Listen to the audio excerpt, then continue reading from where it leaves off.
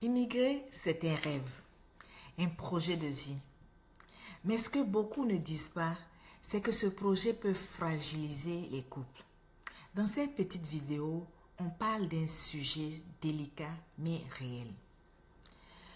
Pourquoi tant de couples se séparent après avoir immigré ici? Et surtout, comment éviter cela? L'immigration, c'est un stress invisible.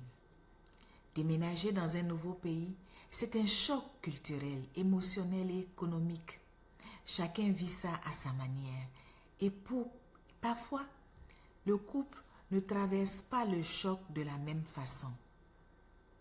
Entre la recherche d'emploi, les papiers administratifs, l'adaptation des enfants, la solitude, les attentes différentes, on peut vite s'éloigner l'un de l'autre, même en s'aimant toujours. Changer de pays, c'est aussi changer d'équilibre.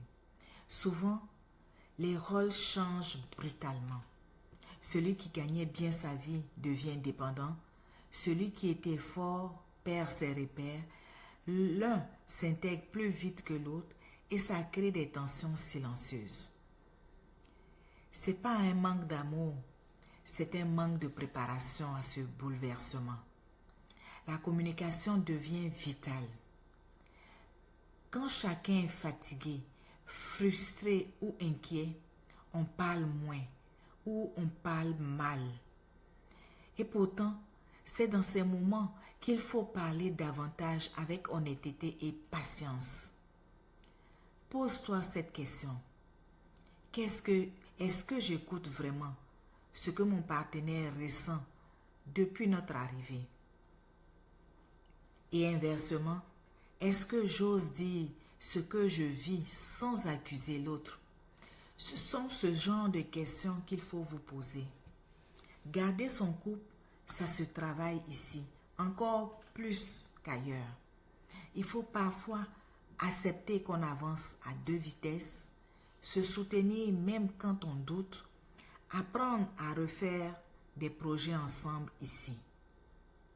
Surtout, ne pas rester isolé, c'est très important. Il existe des groupes, des services communautaires, parfois même ce sont des services qui sont gratuits, d'aide familiale pour les immigrants. Je vais te donner ici quelques gestes simples qui changent tout. Vous pouvez vous offrir un moment par semaine, rien que vous deux, même à la maison.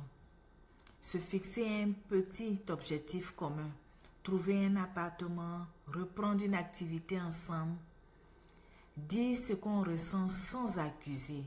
Exemple, je me sens seul. Mais pas dire de cette façon, pas le dire de cette façon. Par exemple, tu ne m'écoutes pas, tu ne m'écoutes jamais. À la place de dire ce genre de phrase, tu peux dire « je me sens seul ». La personne va être un peu à ton écoute. Se rappeler pourquoi vous avez fait ce choix ensemble. Ce sont des petits gestes, mais qui changent tout. En conclusion, immigrer en couple, ce n'est pas facile, c'est vrai. Mais avec de la communication, du respect et de la solidarité, c'est possible. Et une fois que la famille tient, un autre défi arrive. Bâtir une stabilité financière durable dans un nouveau pays. À cette étape, on en parle dans la prochaine vidéo. N'hésite pas de t'abonner si ce n'est pas déjà fait.